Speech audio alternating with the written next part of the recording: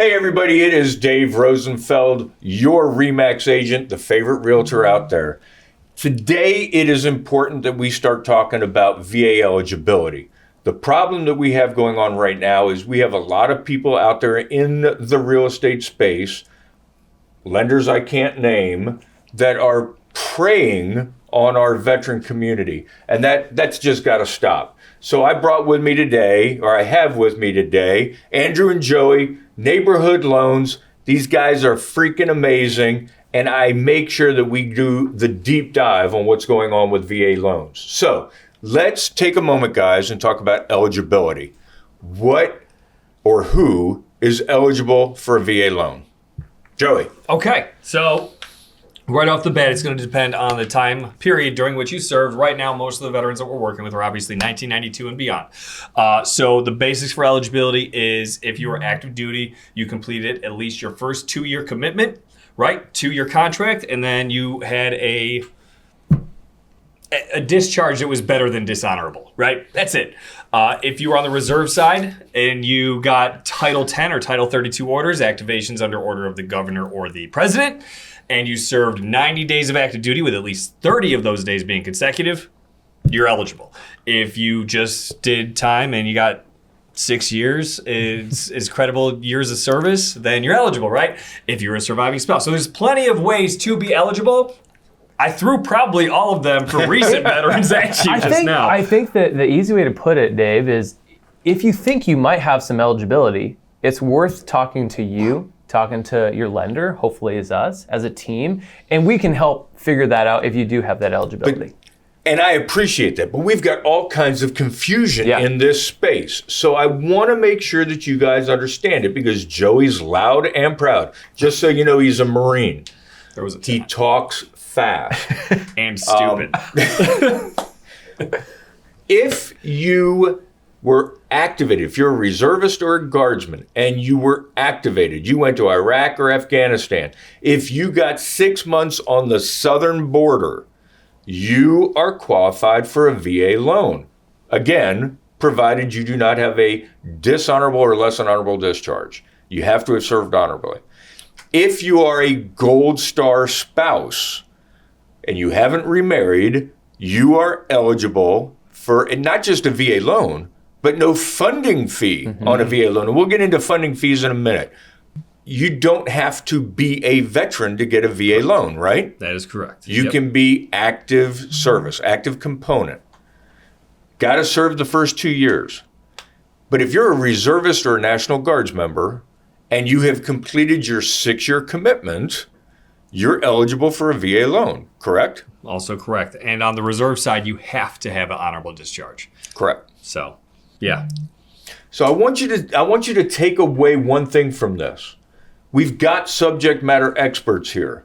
Use us, drill down, let's make sure that we answer your questions because there's nothing that hurts me more than knowing this person is qualified and they don't think they are. Mm-hmm. Yeah.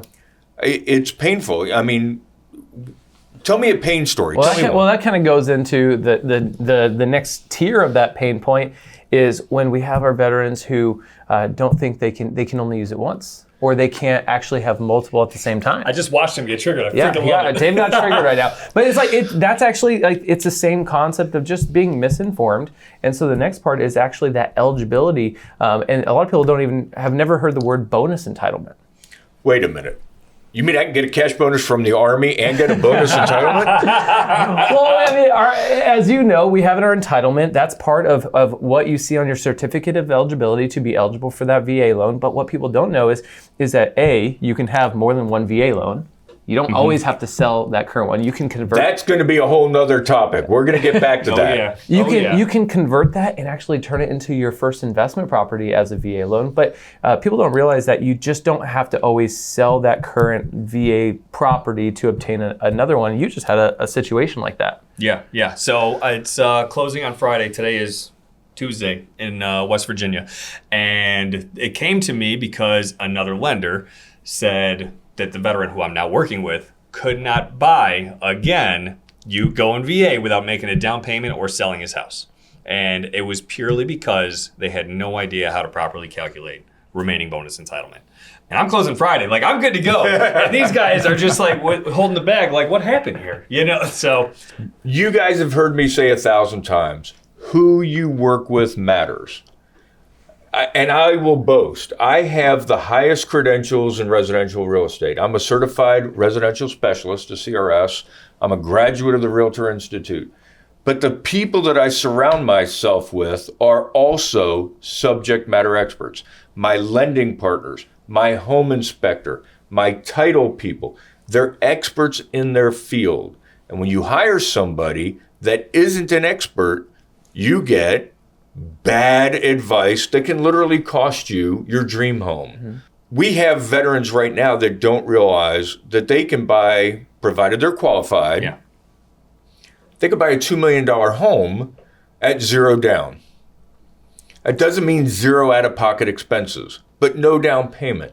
You're still going to have a home inspection. You're still going to have an appraisal. You're still going to have closing costs, but the down payment, which is, you know, typically for a conventional loan, 5%, 5%. If you don't want PMI, it's 20%. Yep. Do you have PMI with a VA loan? Not ever. Zero. Yeah. So explain that. Why is there no PMI on a VA loan? All right. Why is there no PMI on the VA loan? It is because it is a government guaranteed loan, right? So they will guarantee to the lender who writes that loan 25% of the original loan value in the event of default or foreclosure. Slow down. This is how I roll. Marine. What that means is, if you're paying PMI, you're paying that until you have 20% equity in the house, right? It's Correct. lender protection. So that's making absolutely certain that you don't default on your mortgage. The VA loan is immediately guaranteed for 25%. So if you fail to make your mortgage payment and that home has to be repossessed, the lender is guaranteed 25%. Correct. So they're not going to go into the hole at any point, right? It's a safety net. It's a safety net. It's what we need to make sure that you're not paying. And what does PMI cost these days? Could be, depending on, I mean, it's very credit score based, but it could be anywhere from $100 to even $700 a month in any different situation. And that's on top of your mortgage. That's on top. So on top of your HOA, on top of anything else, you're paying mortgage insurance, which could be $100 to $700 depending upon your credit and the price of the home. We don't want to do that. So if you're a veteran, you need to call me. What else do we need to touch on?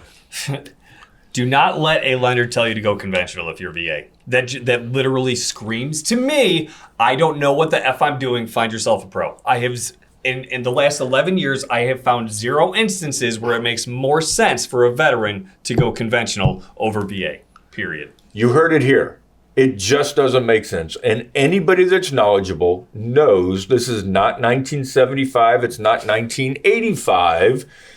VA borrowers do not have to pay for anything that any other borrower has to pay for. So if it's FHA, if it's conventional, there are certain things that have to be paid for, but it doesn't stipulate who has to pay for it.